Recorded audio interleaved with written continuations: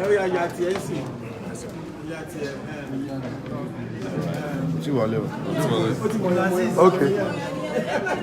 Let me. Baba Frank, where you know? Okay.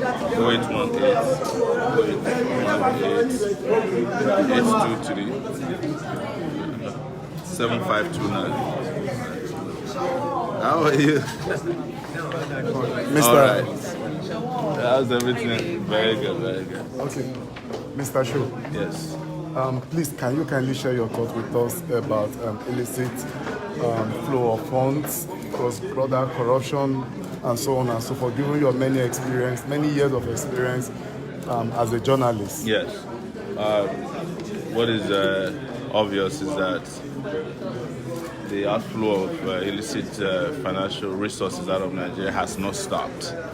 It may have changed strategy or it may have changed name, but it has not stopped. It's just a matter of one party outdoing the other in terms of strategies. And I've done this for 12 years.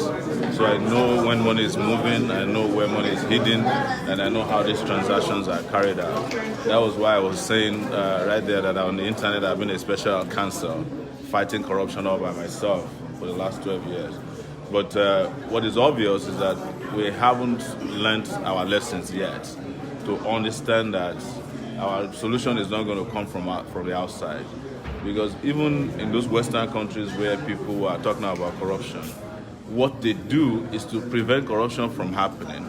Because it's more costly, more expensive to recover monies that have been stolen. When you give people the latitude and the laxity to steal as much as they steal in Nigeria, they get the best lawyers.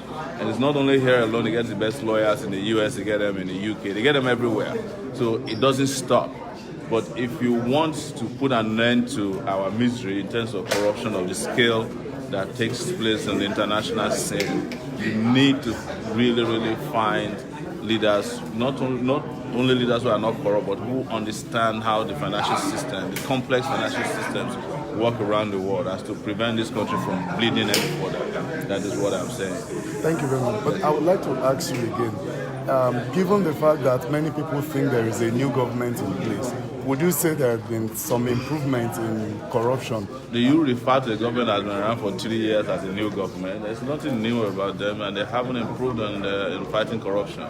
We have said that openly. You cannot be fighting corruption and you see somebody is corrupt in the People's Democratic Party. People like Akpabio, and when they join the APC, they become saints. Or someone like Oju Zokalu is on trial under People's Democratic Party. And then when he joins the APC, he gets the chance to go to hospital and claim that he's undergoing surgery that will need about 12 weeks of rest or recuperation. That's nonsense. And nobody is fooled by all of this rhetoric about fighting corruption. There's nobody fighting corruption around here. People are just using corruption to fight, for themselves. Now, I want to ask, what role do you think international communities are playing as far as illicit funds transferred abroad is concerned? Do you think they are doing enough to support them? Until you start punishing the banks that are serving as conduits for transferring money abroad, until you start naming them, shaming them, fining them, jailing their corrupt officials, as they do in the Western world. If you steal $50,000 in the US, okay, let me give you an example.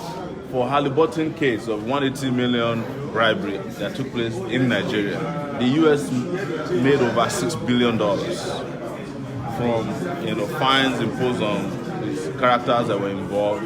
They jailed people, and Nigeria was only able to make $25 million because they declared Dick Cheney wanted, the former vice president of the US.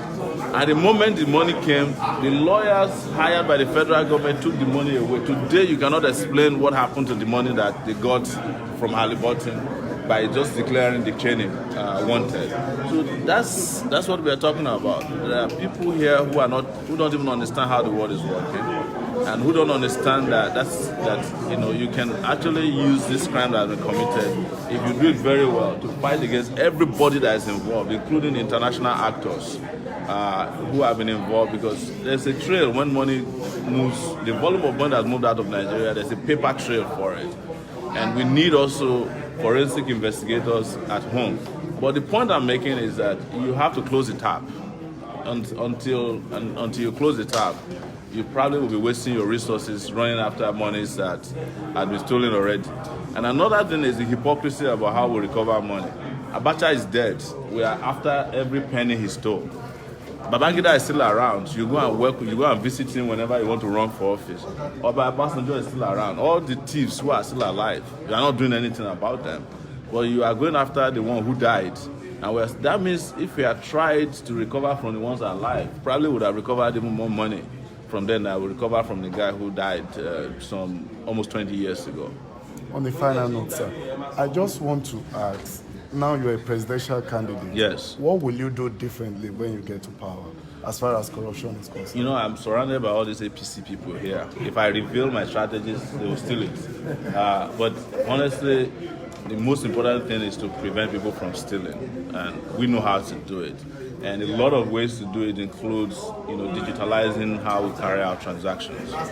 There's no point anymore paying salaries through, buckets of water. There's no point anymore, not using. There's no reason why we are not using blockchain technology, for example, to ensure that our process of contracting is transparent. There's e-contracting these days that can be done. There's a lot of ways, even to cut down on the number of ghost workers in the country, which I heard is about 25% of our workforce. You can just put fingerprint scanners at the door of every ministry. You can put a retina scanner in the front of everybody's office so that everybody who is entering and getting out of these offices are people who are alive, recognizable. At the end of the month, you use that data to pay their salaries. That way you don't lose any money unnecessarily. But when you expose your process and system to thieves and you make it possible for them to manipulate it, you still have universities in this country. You want to go and rent a hall from them. They are writing the receipt with long hands on the paper. Nobody's doing that anywhere in the world. So there's a lot of things that we can just get rid of in terms of how transactions are carried out. At the moment we do that, we reduce the number of people who have nothing to do with this kind of transactions, and we close the loopholes that made it possible for people to steal. I propose, for example, that there should be nothing like security votes for governors, because those kind of money could go into the payment of salaries of workers. If there are security challenges in a state, let the governors pay directly into, an account for which that security issue is managed. If it's to the police, let's know the amount of money. Let it be transparent. Let there be a transaction that is digital, not that you just take out a security vote and you don't account for how. There has to be this detailed accounting for everything that we do in the public sphere in Nigeria. So we already know this. We have had it figured out, and that is why we cannot wait. We're itching to get into office as president, so that you see so many of the things we've been talking about in action. Very simple. You'll be surprised how we can turn this country around within a few months. But you have to get rid of the analog brain people and go in the direction of a digital era, completely digitalize our public service. Thank you very much. Yes. The space wasn't enough for me to be able to get it. So I'm so sorry that I have to ask you. Thank you. Ask you a few questions. I hope there are a few questions. Very few, because I also have some. Yes. Okay, I like the fact that you talked about just now that we want to digitalize our systems so that we can easily trace fraud. Yeah. So I'm going to ask you again to talk about the need for digitalization. So, can we go? Can we go? Yeah, we know you, but it's good to tell the camera so another reporter will know you when I'm not there. Yeah, so my name is Sowore. I'm a presidential candidate of the African Action Congress, and I'm running to become president of Nigeria next year. That's February 16, 2019 is the date of the election. Thank you very Keep much. it date with us. Yeah. Yes. Thank you very much, sir. So I'm talking about digitalization, how effective that will be in checking corruption in Nigeria. Oh, it's when you say digitalization, a lot of people think that it's calculators. No, there's a lot of technologies out there, including blockchain technology, that can be used to carry out a lot of transactions that are happening now in government in longhand. By doing it, you reduce the amount of time that is spent carrying out transactions that could be done in seconds, which takes sometimes days. And we've said that these are important area of contracting or our contract system. It's important in the area of how we identify and pay workers, how we monitor the amount of money that goes into every corner and section of the country. Also, it has to do with our ability to transparently make available to people things that are happening instantaneously. You must have seen recently, Kenya built a digital, traffic system. That's not even state of the art, as they call it, but it's very effective in the sense that police officers in Kenya can sit down in one room and control and see what is going on around the country. When it happened in Nigeria, 470 million was released for a CCTV system. It's not working. The one in Lagos is not working. But with that, you can fight corruption, right?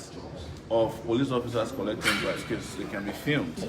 You can fight terrorism, crimes, violent crimes, because people who are carrying out these crimes can be found out, and you can take a picture of them, and when you're looking for them, it's not difficult to declare them wanted because you have the pictures.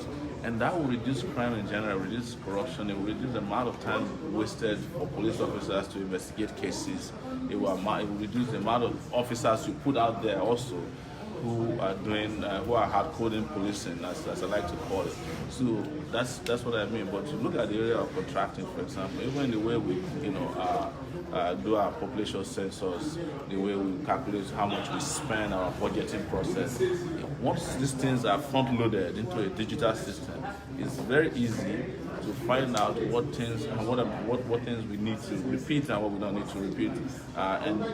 It's something that is not too complex to explain, but it's something that if we do and we implement right away, we will have a lot of opportunities in creating transparency in this country and reducing corruption. Like I mentioned, a lot of things are still being done in Nigeria, through longhand. People are still writing receipts, even at the airport. People still write receipts for you, if they see something from you. You're supposed to just have a digital device, or even your cell phone with a barcode scanner can do a lot of things. So I can sit you down and take you through a number of things that can be done digitally. You'll be surprised, but I'm sure a lot of people understand this. But there are people who stand in the way of these processes because they benefit from the snail speed at which we do them, and because it enhances their ability to steal. Sure. So I want to ask you this. You talked about security votes, that there's no need for all of that. This room for stealing. So can you just say that again to me? I've never met anybody who can explain to me what governors do with security votes or what the president of the country does with security votes. It's just some lump sum of money made available to the state officials to spend as they like. And this is what encourages corruption. So you find a state that can't pay salary. You have never heard that a state governor didn't pay himself security vote before, but state governors have not paid salaries for 7 months. So I'm just saying that we don't need slush funds for state officials to do what they like with. Every kobo, naira that is accruable to a state government, federal government, we should be able to account for it. And what I understand with security votes is money, slush funds you don't account for, you spend anyhow. There should be no room for that in our financial system, in our public service system. Finally, sir, sorry for your time. You talked about Halliburton and how, we could have done better with everything. So tell me. So in the case of Halliburton, go and check how much the US made. It's just finding the company, jailing people, seizing their assets. They ran into billions. How much did Halliburton bribery involve? It involved about 180 million. But by the last count, the US probably made over $6 billion just extracting punishment, fines from people who were involved and jailing individuals who were seizing their assets. But in Nigeria, where the action itself took place, there are about 4 committees that were set up. A committee was set up, and then another committee was asked to look at the work of the committee, and another committee was asked to review the work of the other committee. Eventually, the only reasonable thing they did was to declare Dick Cheney wanted. And when Halliburton paid 25 million naira, lawyers who were involved, and I'm saying this with authority, went and created an airline with it, a private airline with it. They took the money completely from it, shared it with federal government officials. The reason why I was telling the man who came from the Federal Ministry of Justice that nobody takes them serious. So it doesn't matter that you go to the ICC conferences. That's not the problem. We need, this is a game. There's something people don't understand. That the control of resources around the world is a game.